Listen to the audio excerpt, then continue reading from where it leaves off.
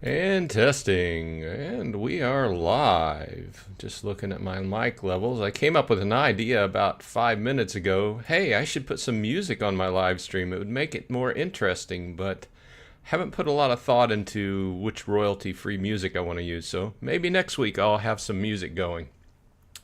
Hey, Alex and Wibble, thanks for dropping by. Supreme Victory Network, thanks for coming by.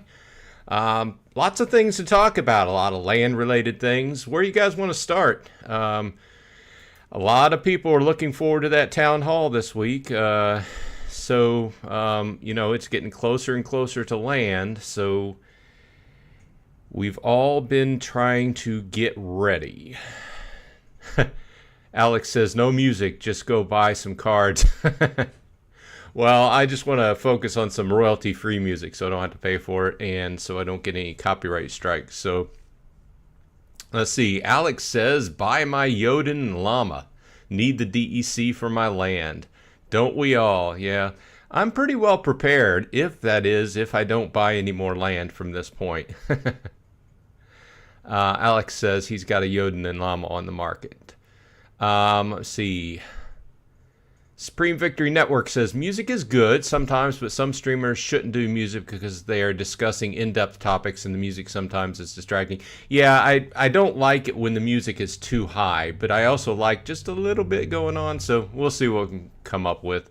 I do agree that sometimes it's too high and it just kind of it overcomes what the people are saying and it's distracting. So I do agree with that though. Alex says in 91 and 23, but you haven't done video on these areas, on that areas. 91 and 23, that's the areas you are in. Of course, I had the map up because seemingly these days I always have this map up. 91 and 23. I haven't done... if you guys have noticed, I've started doing a little bit, a string of videos telling about the different regions, or not regions, but territories, just off of what they had been posting off of Splinterlore. I just thought it would be interesting to look at each of the areas and, fill in. Basically, I was just reading what they had already written. So, I mean, they went to the extent of putting this out. So, I mean, I like a good storyline in the game. So, it doesn't always have to be. I mean, most of us are focused on the gameplay and make, trying to make ROI and stuff like that. But it helps to have a good storyline. And I like the fact that they're actually putting effort into it. So, and... the People's Guild is in the house. Thanks for dropping by. Just talking about a little bit of, guess what? Land. So 23 is Braxton. And 91 is... I guess it'd be easier if I just used the list. I've been trying to get used to this other list interface. 91 is Airview. So,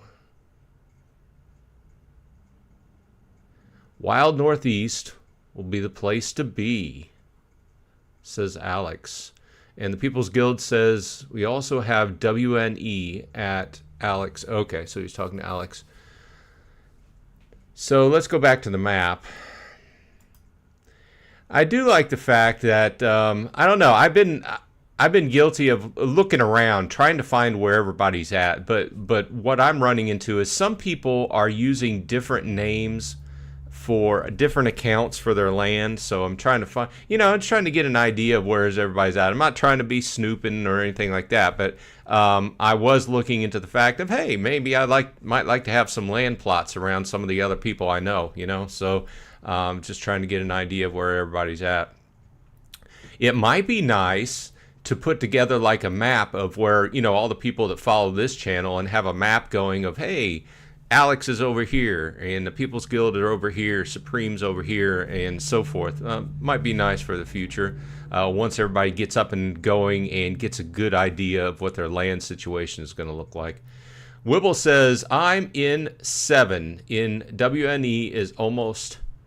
Let's see. Yeah, up over here. I sold my plot. I had a plot in Gilith in 12, but I sold it off. And My big move this week was I bought an Epic in Tostrington. So I've moved all my plots into either Tostrington or into Ravenwood. So that's where I'm located currently. Unless I find some good deals elsewhere, I would like to be, have some plots in other places. But as far as what I'm looking at, I was trying to consolidate and kind of be in kind of be self-sufficient in the areas I'm in, so I don't have to be transporting back and forth, because as we've been talking about, those taxes and various fees are going to eat us up, so you got to watch out for those. Alex says, I got in Gankland before other people started buying in, and I was special. Yeah, I've been watching Gank's videos where they've been talking about his Gankland. What zone is, or what region is that? I think he's one of the guys that has a separate account just for his land, and so I was kind of skimming through trying to find it, and he has a different name on it. So yeah, I've been watching his videos and how he's been keeping everybody up to date on, what he's been doing. He's another guy that's coming down to the wire and is trying to get prepared, in the, recently. So Gank's name is Cannabis Cup. Yeah, I remember coming across that. 23. Yeah, like you said earlier. So that's where we were, Braxton, right? So there's only one plot for sale here, and that's from Crypto Eater. So that's it. I mean, it's an interesting take. I mean, he bought the region and he's doing it a little bit differently. I like it. I mean, he's people have to request to go into his region, and then I guess you make a deal with him and you buy the plot for whatever you buy it for. And I like his point of having a group of people that are going to, not necessarily be flippers and be really interested in being on that land. And this region looks pretty interesting because it's a great mix of all the different types of lands. If you look at regions, and I've been looking at a lot of them, most of them are heavily concentrated on like 3 different types of plots, right? And then there'll be like a 4th type of plot that has just a very minor bit in there. This one looks like it has a good mix of different plots. I think maybe the minor thing here would be the plains, and I don't really see any forest. There's some hills. I don't see really any forest, but other than that, it's got a good mixture. Go to the castle. I'm right on top of it. So let's see where the castle is, right here.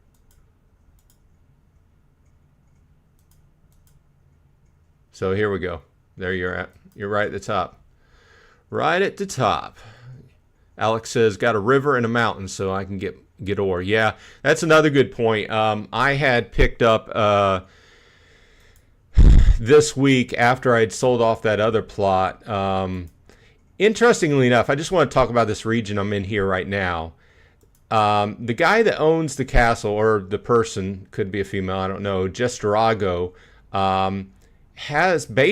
is dumping this whole area here. When at the beginning of the week, he started by selling a few plots here and there, the magics and stuff like that, and I ended up buying an epic regular plot. But he's dumping the whole thing. He's not selling his castle, but I found this kind of interesting. But anyway, I bought an epic over here, an epic Caldera. And Caldera and Mountain, according to the last list that came out, which obviously is not complete. That's more of a land 2.0 type thing. I was talking about this a day or two ago with somebody. It might have been with you, Alex, on one of the threads on the video.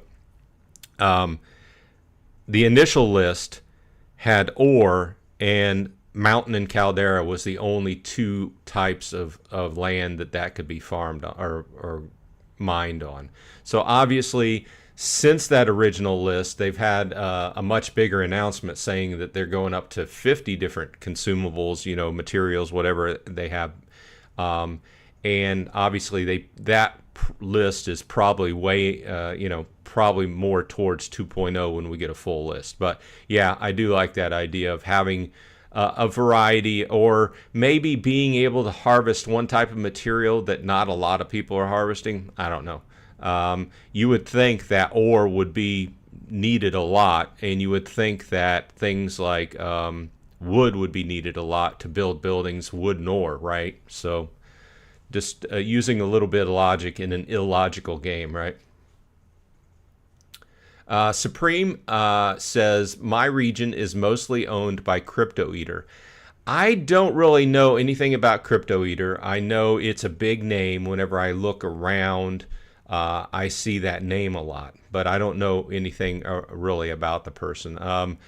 Whenever I was surfing around regions trying to figure out where I wanted to go into and possibly buy land, I liked the idea of a person that owned the castle and or maybe a keeps, multiple keeps, whatever, being a big player. In other words, the whole idea was they had cards to back them up, and they had the money that they were going to stake out, and maybe it was worth going into that territory. Obviously, this is a big discussion, and we've gotten into this before, and some of the people say that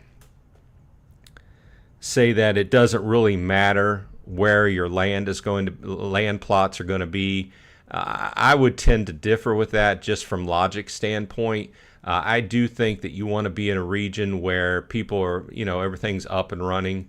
And another point, and I had not looked at it, sorry, my eye's itching. We had looked at this from generally just a plot owner standpoint. In this last week or two, I had done a few videos more from the castle or keep owner's viewpoint, right? And because I hadn't really thought about it from that viewpoint, because I wasn't a castle or keep owner. But it's a valid idea to look at it from that, because as a landowner, if I understand how the castle and keep make their money and make their profit and everything, it's better all around gameplay if you understand how everything works in the game, right? But another item came up, and I'm sure this is discussed in the different threads where people own castles and keeps. But so say, for instance, you own a castle, and this is kind of like right on this idea. Gestrago owns the castle here, which also serves as a keep in this tract, right? So if you own all that, then you're basically farming all the land, how many ever plots you have up and running, and then you're earning off of what you're being taxed by yourself.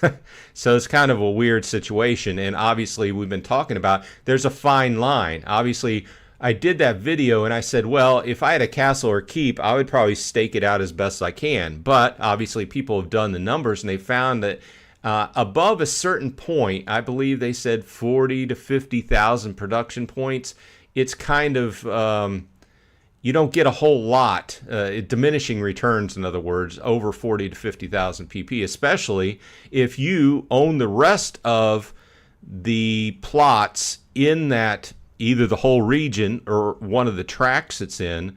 You have to kind of do a lot of math to figure out where you want to put all your production points. I think that it's a good idea to put a lot of production points into any of the plots that are occupied, obviously to mine SPS. There's been a lot of talk about, hey, should I go in on the magic research? I have 2 magic plots. I'm going to be staking them out.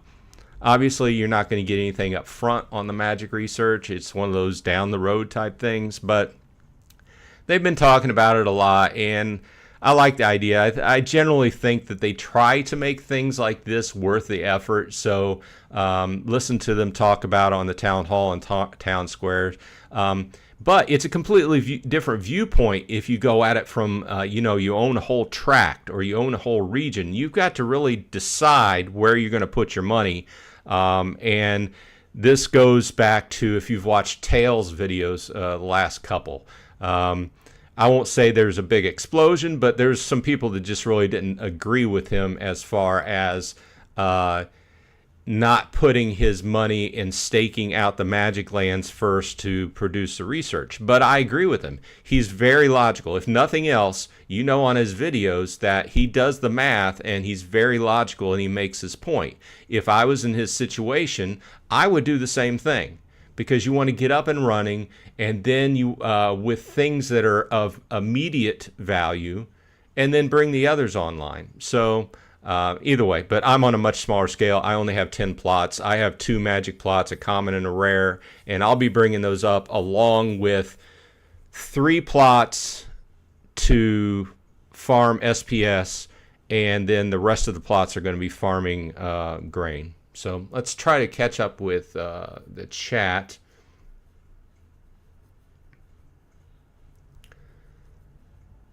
Alex says, I got 80,000 production points for my magic land.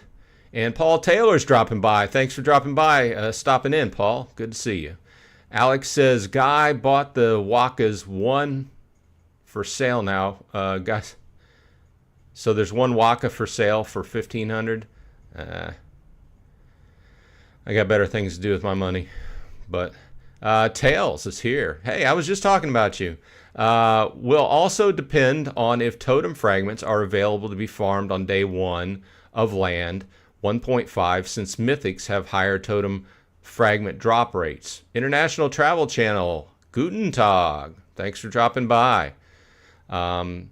So yeah, I agree. But that's another thing, Tails. That's another thing. I know that the comments are here and there about the current set of totems we have, and I do know that going forward we will be able to create them. However, I think that's one of those things that's sufficiently out in front of us that I wanted to get ready. So I have another thing I've done this week other than buy an epic plot was I've filled out all 10 of my, I have a common totem for each of my plots. That was one of my goals, and I had seen that. I'm just going to click over here to the market to get a current look at them. But this week they had been going from, oh, they're down. They're actually down. I bought 2 totems this week at 27 and 29. So they're fluctuating. Lil Rust just dumped 50 common totems on the market for $25 each. So over the last week and a half to 2 weeks, they have been fluctuating from between $20 to $29. So they are heavily limited. So I'm hoping that my investment in them will bring value, and overall going forward in the future they'll be worth buying. Obviously, we all hope that with the stuff we put our money into. But one of my goals was to have a common totem for each of the lands I work. And I've been thinking about it a lot. The lands will fluctuate around because I do hope to, whereas like, okay, so I was watching Tails' videos recently, and one of his points was to bring his plots up, get things up and mining and rolling in some profit that will immediately make profit, and then bring the others, such as the magic ones, online slowly over time. Whereas mine, I only have 10, which is just a, sorry, I gotta get a drink.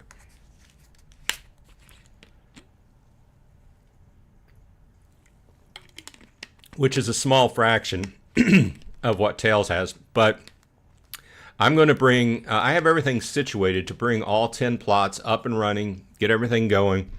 But one of my goals is, like, I think 3 or 4 of the plots I have are commons. So over time, what I want to do is to maneuver into a situation where I upgrade. And I've got to think about it. Either I upgrade my commons to rares or just buy more commons. The problem with buying more commons is, or any land plots, is you're going to pay the same DEC, or you're going to have to stake the same amount of DEC. And I'm not talking about doing less than full stake out, because if I'm going to buy a land, I'm going to stake it fully out. So we're talking 50,000 DEC, right? So whether it's a common land, it's an epic, it's a legendary, it's all going to cost 50,000. And obviously you want to get the best cards that you can afford within your budget for that land plot. but still you're talking, we've all been talking about this whole idea of it's a pretty high amount of DEC to be staking. So still thinking through that, whether I want to have, you know, 2 commons or 1 rare. But as rares come down, I mean, here a couple weeks ago, I scored 4 rares for just slightly more than what the common was. I'm not going to pay. Rares only have that 10% difference over a common, so I feel that if the rare is, you know, plus or minus 10 to 20% more than the common, it might be worth it to buy it. But if it's more than that, I'm not going to buy it. So, but over time, I guess my idea is to upgrade the quality of my plots, possibly not convert, but sell my commons and buy rares and so forth, just to kind of upgrade the quality. It's either that or, like we've been talking about, the idea of going wide, not worrying about it, and just say, okay, I've made enough money off of these. I can afford to buy another common and then stake it out and then go from there and just kind of go wide. When we come up, when 1.5 is released and we get up and rolling, we'll see what's coming in. You know, another whole idea that was talked about was, you know, how much SPS is going to be mined on the particular, you know, plots when people are mining. But the idea is so wide and there's so many variables, you can kind of think about it and make some rough guesses. But until we get up and running, obviously I think that at the very beginning, just with anything else in crypto, you're going to want to be in and trying to get some SPS at the beginning. I'm not saying go full out. You know, my whole idea has been to be balanced and be self-sustaining. But over time, the amount of people who are farming SPS, I think, will come online. And the more of those occupied plots that come online, we're going to see a bigger and bigger difference. So I'm just trying to be balanced out. Let's see here. I got to catch up. Alex says, I keep selling my daily SPS and buying vouchers. I sold 2 at 26, paid 13 to 15 when I bought mine. Oh, you're talking about the totems. Yeah, I've bought mine. I've been buying mine for a while. And I've bought them for anywhere between like 10 and, you know, $30. So I couldn't even take an average now. I'd probably say maybe $20 was my average, but I do think and I hope that they will offer the value. I do know that they are a very limited resource compared to everything else in game, and until the actual totems that we can build or put together come online, they will have some value. And who's to say that the whole idea that these totems might be different than those totems? So those totems may be completely different and offer completely different bonuses. I don't know. So these may still maintain their value even when the new totems are out, just by the nature of the way they work. I don't know. I don't have any details, but I'm hoping. Tails says day number 2 land strategy video coming out later today. Okay, we'll look forward to that. I like to try to take in everybody's information. Obviously, I'm playing from kind of I guess you wouldn't call me a small player since I have 10 plots, but I'm kind of not even a medium player. But I think 10 is good for me right now. I never even thought that I would have to buy this much DEC in this game, just to tell you the truth. You know, for 10 plots, I'm over 700,000, and that's considering, you know, the staked that I need, and that's also considering the DEC to buy the time crystals up front to get everything up and running. So I never thought I would have to do that, but oh well. Speaking of that, let's look at where DEC's at.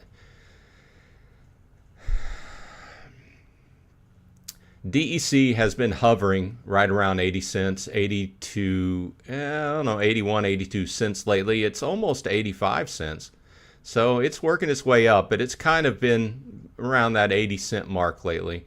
I think the various things that are happening, and I think land, will bring this up, and obviously as this comes up and hits peg, it will start to affect SPS, because SPS will have to start burning, that whole idea. But you know what's surprised, just kind of on this side note, what's really surprised me is I've been watching like Gank and a lot of several of the other big guys who stream, and they own a lot of land. And there's been several people that say, "Oh, I haven't bought my DEC yet," or I am not prepared." That surprises me, because what that tells me is as we go live, there's going to be a lot of buying of DEC. From a preparation standpoint, I like to be prepared. If you've been watching my videos, I've been pretty much prepared for about a month now. Of course, me going in and buying new land plots doesn't help anything, because I have to kind of resituate everything. But I'm pretty well prepared. As long as we don't have any blockchain issues on day one, I expect to be up and running. But you know how blockchain goes. I assume that either on the front end, usually there's not a whole lot of problems with the front end of Splinterlands. A lot of times when we have issues, it's due to the blockchain. So I hope that those are minimal.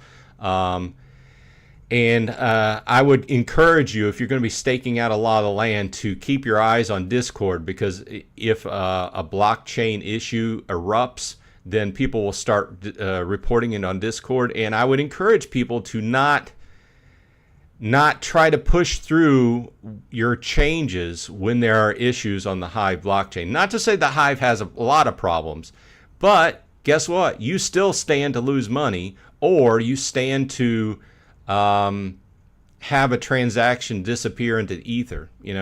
Even if you found it on the blockchain, sometimes what's gone is gone if there's an issue. So what I like to do is when there's like heavy population going in to use the blockchain, a lot of transactions, I like to pull back and wait for it to come up. So keep your eye on that. I encourage you, especially if you're going to be doing a lot of transactions on the blockchain.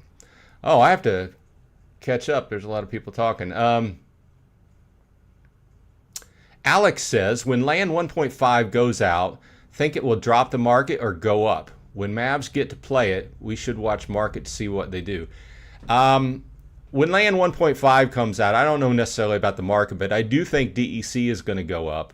And obviously, this has been a topic everybody's been talking about. But I can't see how it wouldn't go up to even, if not peg, near peg. Because there are going to be a lot of people having to buy DEC. And even if it's just several key individuals, like big landholders, they're going to have to buy a lot. And that's going to move that needle.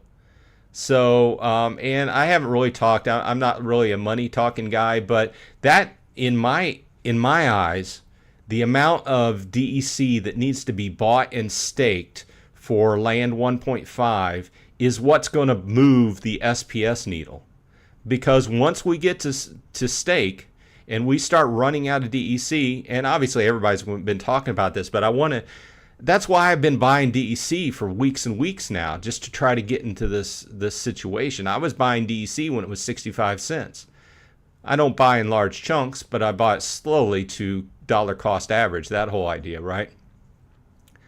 But say, not to pick on Gank, but once he goes in, and if he has to buy a big chunk, that could move the needle in and of itself, one guy, just depending upon how much money, and that goes for all the other different people who own tracts or whole regions, right? So I think it will definitely move that. Is it permanent, temporary? I don't know. But I do think that once that DEC is bought and staked, it's off the market. So, yeah.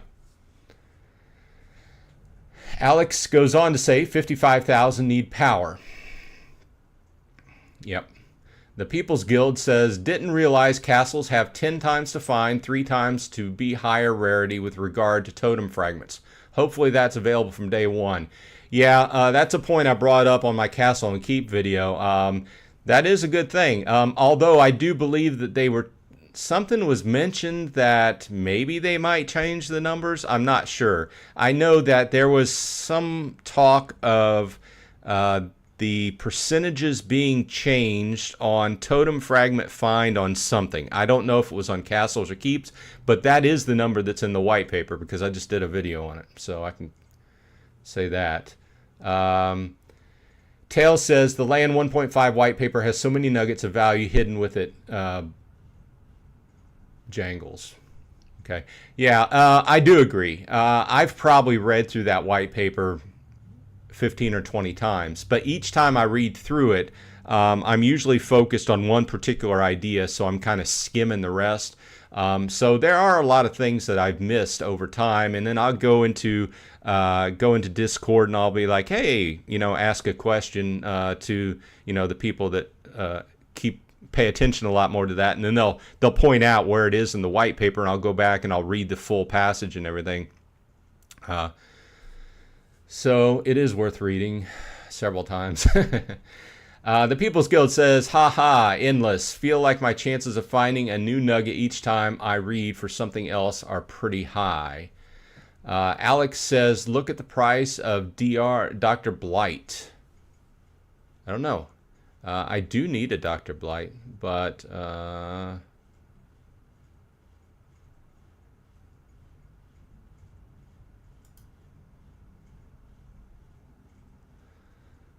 let's see here.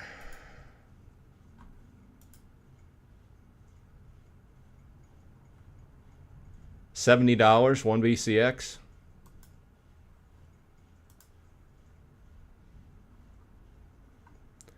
Detour, Dr. Blight Detour. He's been one I've been wanting, but haven't bid it off yet.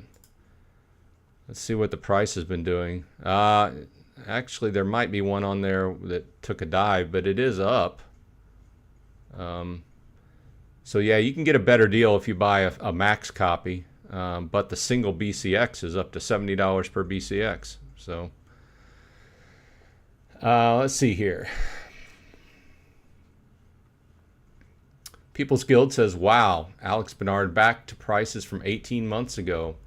Yeah, I mean, the cards, like we've been talking, the cards have steadily went up over the last few weeks, but it shouldn't be a surprise, right? Because, the hype monster Aggie, he's been talking about this, and, I went in and I initially, a couple months ago, started buying all the gold foil commons, and I can just talk from that standpoint, but the same idea applies to the rest of them, even legendaries and everything. Just the gold foil commons I started buying 2 months ago for my plots of land. They're more than doubled in price. So, and that's pretty much applying across the board, because one of the ideas behind soaking up DEC in the land release is soaking up cards. So there's that.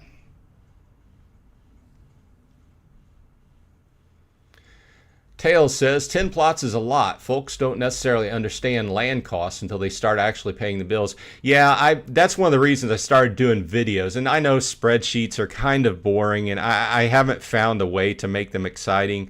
But I wanted to make people aware just how much money it costs to bring just even one plot on land and stake it out decently. Because to me, I can understand it's a much different philosophy. It's a much different set of equations if you own a whole tract or a whole region versus a guy who just have a few. But if you just have a few, I don't see the reason of bringing a plot on and paying $50,000 to stake it out if I'm just going to put standard commons on it. So obviously there are different cards to look at where you can do that. With fewer BCX, not full BCX, and save money on the staking. Gathering the Magic did a video here recently where he was looking at 5 or 6 different ways to efficiently stake out a lower priced plot of land and basically save money on the DEC you stake out. So I can see the uses for that, definitely. But to me, I'm going to stake out what I can do, and over time, obviously, my staking will fluctuate because as we go in, I want to be a little bit heavier on grain, because what I don't want to be is buying grain off the market, right? And as time goes along, we're up and running for a week, and I've got an eye on the numbers I'm producing. I may switch around things. Say, for instance, I'm using my epic land to farm grain, so I have enough money for my rare and common land to do magic research and and mine SPS. Maybe that might switch around because I've got an overabundance of grain, but I'd rather have a little bit more grain and not need it, and be accruing a backlog of grain, a stash of grain, if you will, than not have enough and have to pay 1 DEC per. But there might be some people that are going in hard, and they're going to stake out everything to mine SPS and just hope that the value of the SPS they're mining is going to be far greater over and above that extra price of DEC they're going to have to pay on a daily basis, right? I mean, I'd rather be self-sufficient. And I think there's some other people, I think Tails said that as well. So I think it's a good idea to be self-sufficient until we see where everything is headed, and then kind of make your decisions as time goes along. But I was talking to my brother about this because he also plays. This is not going to be a set it and forget it game. This is going to be land game. Is just like other games in the past that are not crypto related, but the whole land management type game, because it's all going to be fluctuating. You've got a land plot, and you've got it staked out, and it's mining SPS today. It might get you, I'm just pulling numbers out of thin air. It might get you 10 SPS a day, but then 2 days later, somebody else brings a whole tract brings a whole tract live and is mining SPS. Then all of a sudden, this plot that you have is only mining 1 SPS per day. And then that's going to continue to fluctuate as the whole game goes, as well as the whole allotment of SPS. The whole pool is going to be shrinking over time. We all know about that, and Tails and other people have done videos about that whole idea of, eventually it's just going to get smaller and smaller and smaller. But hopefully by that time, the value of SPS has gone up proportionally. So it doesn't really matter if you're making 1 or, it doesn't really matter if you're making 1 versus making 10 if that 1 is 10 times the value, right? But the whole idea that I had is this is going to be in constant flux, right? Because people are going to be changing their land around. They're going to be bringing more plots on live that are mining and switching it around. So it's not going to be a constant. You're not going to be able to set it and then say, hey, okay, I've got all my plots sorted out. I've got them staked. I'm going to be making 10 SPS a day, or whatever the number happens to be, right?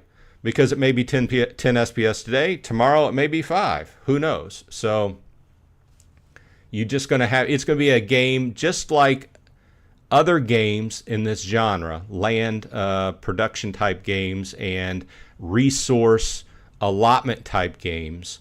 You're going to have to, that's going to be a game in and of itself. And I've talked about this before. That's why I mostly went into this and kind of pulled back from the card game. All my money lately has been going into land, and the cards I've been buying are strictly for land. So because you're going to have to fluctuate things around, trade things around, you're going to have to pull SPS off or mine grain, maybe mine more grain today, etc., etc. You get the whole idea. Don't want to, beat the horse, beat the dead horse. The People's Guild says, I thought my 7 plots was playing small potatoes, but boy, oh boy, was I wrong. I'm just glad things are looking like, as of now, I'll be operating in a net positive from day one. Yeah, I have everything. I think I'm in a good situation to bring everything online day one, provided there are no issues on the blockchain. Because also think about that. That's going to be a lot of blockchain transactions. And as we know, when blockchains get hit hard with a lot of a massive amount of transactions, they stand a chance of, first of all, they'll slow down. And when they slow down to a certain point, I don't necessarily want to say they'll break, but they'll stop. And we've all probably, if you've been playing this game for a number of years, we've all encountered that, where you did a transaction and then you're like, yeah, that transaction didn't go through. I will say that as far as Splinterlands goes, most everything has gone pretty well. The transactions I've talked about have been on various other platforms and such. I have had a couple transactions over the years back and forth with Peak Monsters, and going back and forth with Hive Engine kind of have problems where they didn't register for several hours, something like that. But also be aware of that. We're going to have a lot of people hitting the blockchain hard and heavy with a lot of transactions when that LAN 1.5 goes live. So I hope whatever... I don't know. I'm not on the team. I hope if there's any way they can kind of prepare the blockchain. That sounds weird, but the people who run the blockchain, the people that run the machines that run the blockchain transactions, kind of prepare it for heavier usage. I don't know. I hope so if whoever on the team is in charge of that has looked at it. But... Alex says, I got just 5 plots, good number. Yeah, I mean, everybody's got I like a round number. I was going to stay with even numbers, 2, 4, 6, 8, 10. I think 10's good but my whole idea overall, over time, has always been to expand. Hopefully, if I make a profit off of this, the profit will go towards running the land, either improving the land, in other words, going from commons to rares and so forth, or expanding more by buying more plots. Haven't made that decision, but that's been one of my overriding ideas. Richard says, hey, thanks for stopping by, Richard. Do you think in the future you will only be able to buy certain resources from players, i.e. like ore, or will everything be available from the Splinterlands store? Well, I don't think it's necessarily going to be a store, okay? So the whole idea is going to be pools, and people are going to contribute to the pools, and there's no details on this. There are some details, but this is a thing that won't go live until 2.0. So you'll have a number of pools which you can buy, sell, trade from. It will effectively be a store, but it won't be like you are buying them, the materials from the Splinterlands company. You will be buying them from other players. And I don't know exactly how the pools are going to work and how this is going to, the market's going to work, but that's something to come. I don't necessarily think that you're going to buy them directly from Splinterlands. But there will be a way, so say you mine ore, there will be a way where you can sell it to others in a fashion that is kind of like a market or a pool, and not have to do direct sell. And I'm not a big fan of this stuff because like in 1.5, there's no pool, there's no way to sell grain on the market other than just direct transactions, which basically you have to trust the person you're going in on. And there's been numerous situations over the years on different games, not necessarily Splinterlands, but other blockchain games, where people got hosed, sent money, never got the other item back. I don't really like that, but they do plan to have a market type situation, a pool type situation in 2.0, but that's way down the road, Richard. Tails says, everything should be available in upcoming resource liquidity pools. I would think Splinterlands will only offer necessities, grain, while the players harvesting resources will drive the actual resource. Yeah, that's exactly pretty much what I just said. The People's Guild, my understanding is there will be a resource market. P2P will be the only way. I'm falling behind by just giving my comments. Alex says, okay, I have Yodin for sale at 175. We are burning burning packs. Did you buy some to hold on to? As far as Riftwing,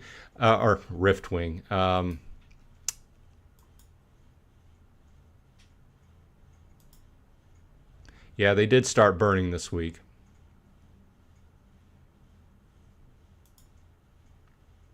So you can currently still buy Rift Watchers, but they're burning, as far as I know, like 15,000 a day. So I have not bought any. had thought about it, but like I had said, all my money has been going into. I clicked the wrong button. All my money's been going into land. I do like the idea. I probably will buy some Rift Watchers packs. I voted against the burning. I understand why they're doing it, but I know we're going to get into a situation where there's like no packs for sale, and I know some people want that because then their packs will go up. And let's see, I just wanted to come over and check. They're going for $368 on the secondary market, but I think the game works better whenever there's some packs for sale. When new players come in, when new players come in and there's no packs for sale, it kind of makes the game look weird to me. And then obviously people who have packs, they're getting more for their packs. But then people come in, new players, and they're like, "He wants $10 for a pack? This is an expensive game to play on top of all the other expenses." So I'm kind of looking at it from a new player's perspective. Yeah, I don't have a whole lot of Rift, and what I have bought, I've mainly bought singles. So Alex says, "I got Dr. Blight at 28 and maxed it. Good deal." And Wibble says Beaver, whatever that means. Alex says, "Found a friend that's a Mav and asked them questions, what they can use it for. Inside info." Hey, Splinterlands is fun, but you need to work on your Golem build. Want to talk about Golems a little bit? Let's see here. Let's jump over to Golem Overlord. Yeah, I've basically been just trying to up my scavenger golems. Been working hard on my reputation and slowly in upping my banked. I did up my golem charging station once this week, but my brother has gotten a lot more traction in the game than I have. But I'm steadily going. Let's see here. Paul Taylor says, "The game lags behind even with the number of players we have now. When I'm doing brawls with multiple accounts, it never goes clean." I've been having a lot of errors lately. Even when you do a standard match, I'm not going to do a match now, but it'll be this one certain error. And it seems like a lot of people are encountering the same thing because I see people reporting it on Discord. It'll come up and it's an error submitting on the blockchain. The battle ends up going through, but it errors out. So yeah, I understand the point. What's going to happen when under usual usage you're having issues, and then you hit it hard? Is it going to cause a problem? It's just one of those things to be aware of on that day one, day two type idea, where especially. The thought process is do a bunch of small transactions or do one big one. Because if you do that one big one and it gets lost, you stand to lose a lot, right? And Richard asks, "Is anyone buying Rift Watchers packs? I think the overall final supply of packs will be low." I agree. The way they're going about it, first of all, very few people bought Rift Watchers pack, number-wise. Because of the way they were being sold with SPS. Then it changed over, and I think that not a lot of people have gone in on it because everybody's been preparing for land. And now they're burning them off. So I think overall, in the grand scheme of things, the number of Rift Watchers packs will be much less than, say, for instance, Chaos Legion or something like that. There's some great cards in Rift Watchers. My brother and I, let's see, we were talking about, no, not live. Let's look at Summoners, and let's look at,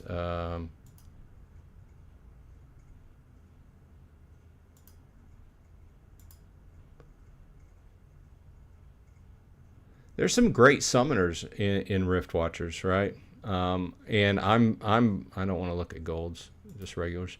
I'm behind in all of them. I mean, Sithva, not so much Dalan. Love Ilthane, especially if you play Splinterforge. Ilthane's great in Splinterforge.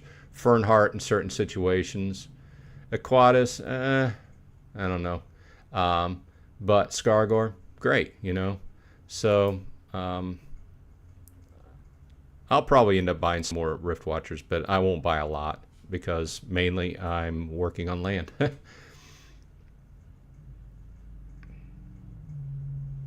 Paul says it's a tech modernization issue. I hope. I really think the issue presented and the lag on the blockchain. I think mostly the lag is represented with the blockchain as far as the transaction going. And I don't know how much of that even is because of the game itself. I think it's the usage. Obviously, with tech modernization, I'm sure a certain amount of it has to deal with how it interfaces and how it uses the blockchain. So going out on a limb here, if they can continue to improve and make the use of the blockchain more efficient, then that would help the game overall, I believe. So, Herps, hey, welcome in. Thanks for dropping by. Herps asks, if I look at the Peak Monsters calculator, I see 100% bonus for mythical lands, keeps and castles, but I can't find it in the white paper. Is Peak Monster correct? I will say this, that I think some people reported that the calculator on Peak Monsters isn't 100% correct. So I would lean more towards what the white paper says, and if there's a specific question that you have and you're really basing, your preparation on it, I would go into Discord, into the land tab, and ask your question, because there have been some of the devs have been really paying attention and answering people's questions, which I give a good shout out because that's a good thing. So I would ask the question there versus relying upon the calculator. But I would lean more towards believing what the white paper says, because they're pretty well sticking to what the white paper says. So in most situations, I think just with any other release, they're going to find some things that might be broken. In other words, some things they said at a certain percentage or a certain formula, whereas the formula needs to be changed because it's not working correctly. But I would lean towards that. Wibble says, I'm selling any Chaos Legion packs I get for Rift Watchers packs. Well, at this point, I think that'd be a good call, really, frankly, because at this point, I think most people who are not brand new to the game, most people, if you've played through Chaos Legion, you've pretty much got Chaos Legion cards where you want them. Obviously, we would all like to have maxed out cards, but that isn't in most of our situations because I can't afford that. But I've pretty much got my Chaos Legions. There's some summoners that I don't have that I would love. And my Brave browser just pinged. Let's see here.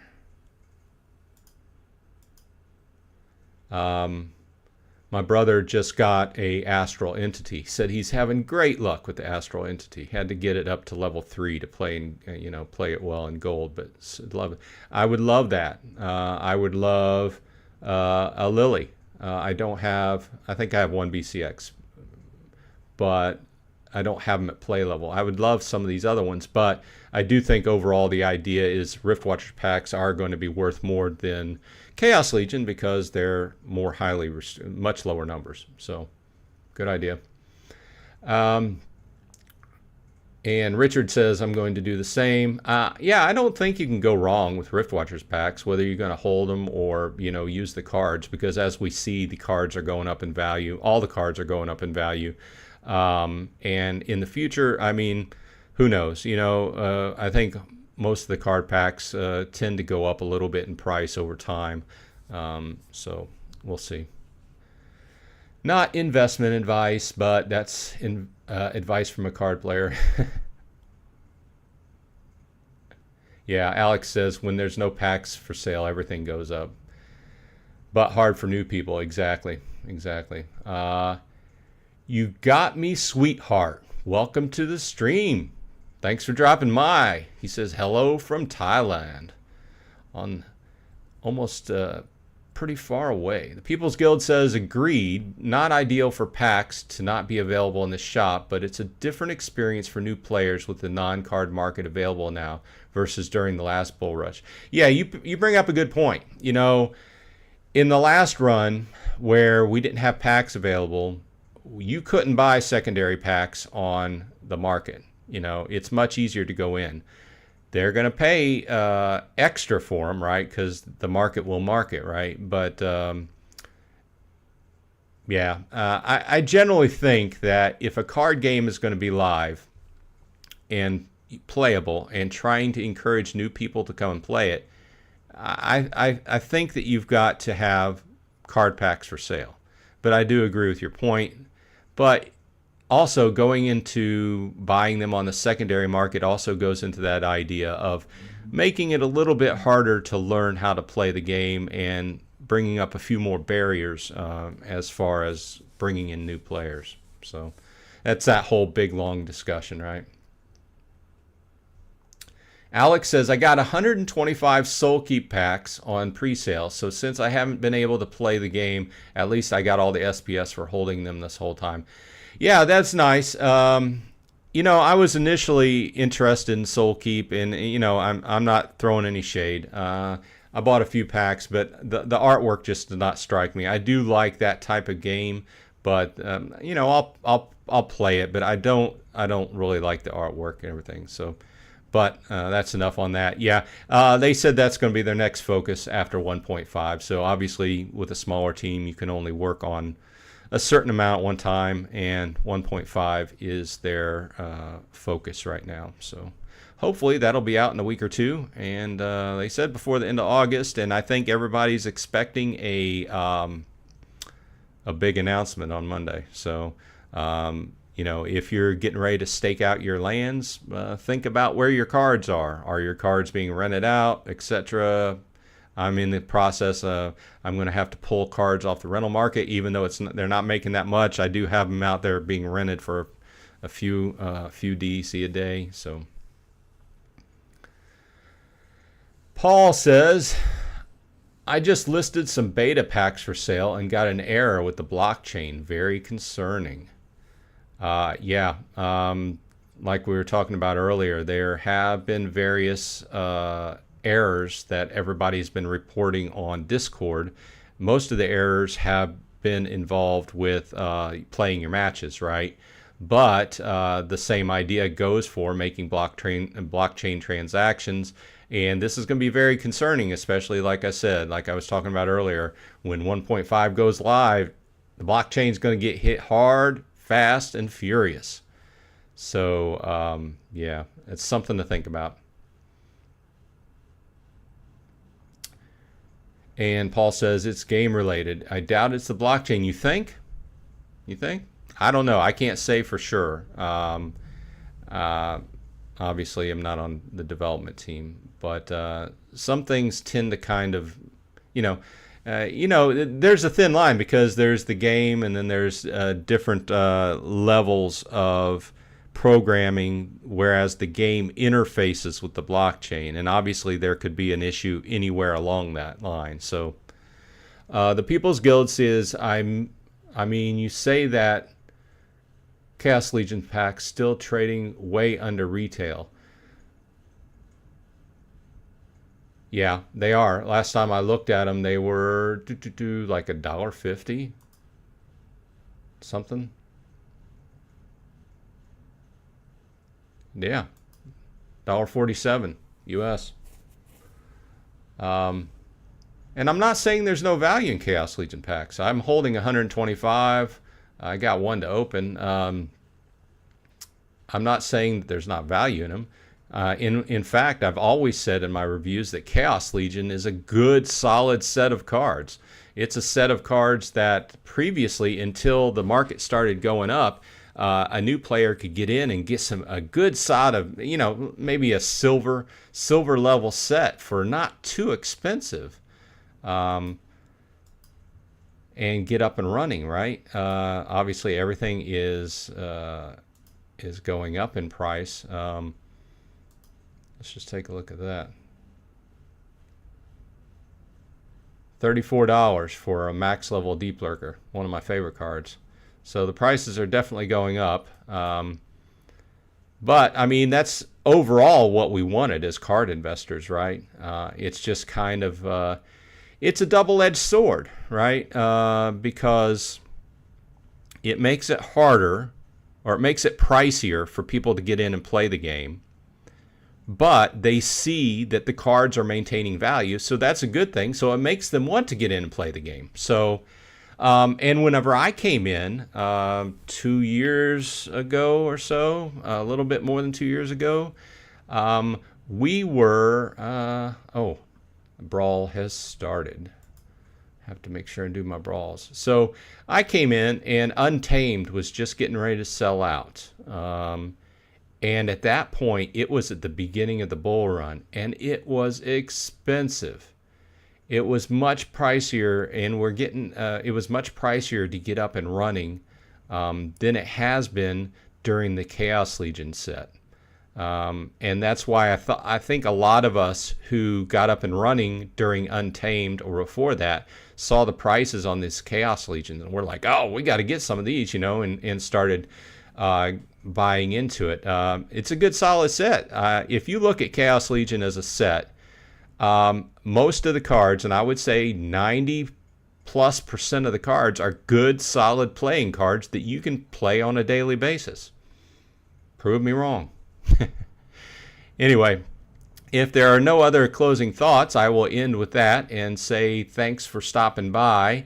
And if you haven't checked it out, I do have a series of videos I'm doing that is showcasing the work of the team from the Splinterlore website, where they tell you about the different world and the people and the stories of Praetoria.